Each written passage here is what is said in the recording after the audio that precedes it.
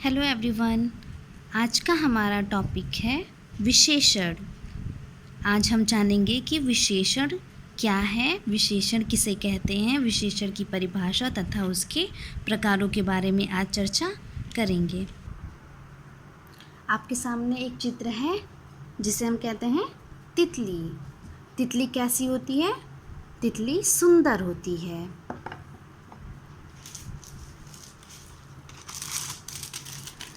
यह एक छोटी लड़की है और यह एक बड़ी लड़की है।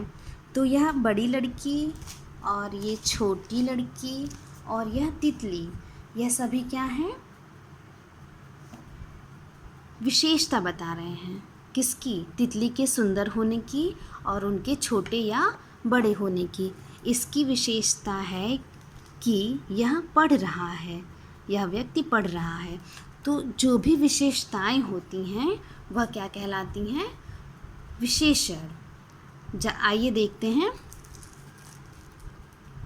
विशेषण की परिभाषा। जो शब्द संज्ञा या सर्वनाम के गुण, दोष, संख्या, मात्रा, रूप आदि के बारे में बताते हैं उन्हें हम विशेषण कहते हैं। अर्थात दोष, गुण, संख्या, मात्रा, गुण, जैसे कि यह तितली बहुत सुंदर है और यह लड़की बहुत छोटी है। इस तरह से हम विशेषताएं जानते हैं। अर्थात जिस शब्द से संज्ञा या सर्वनाम की विशेषता का बोध हो उसे विशेषण कहते हैं।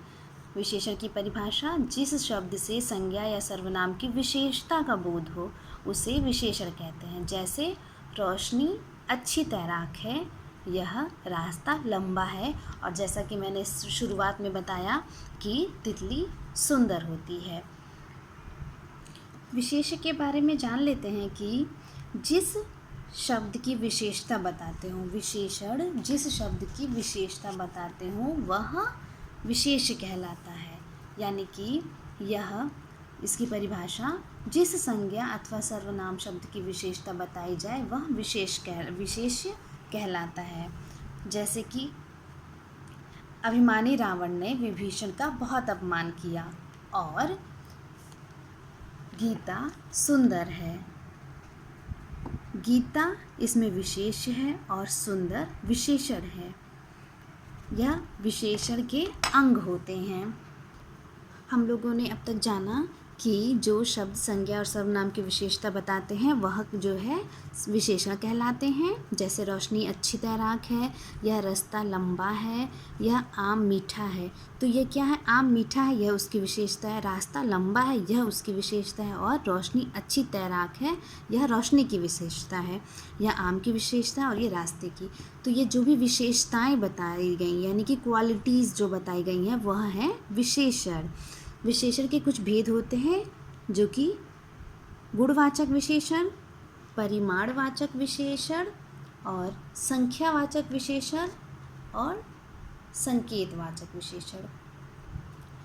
जैसा कि आपको यहाँ दिखाई दे रहा है कि यह गुणवाचक, यहाँ पे मैंने एक आम बनाया है जो कि आम आपको दर्शाता है कि आम मीठा है या आम कच्चा है या छोटा है या बड़ा है, यह उसकी विशेषता बताता है, इसलिए ये गुणवाचक।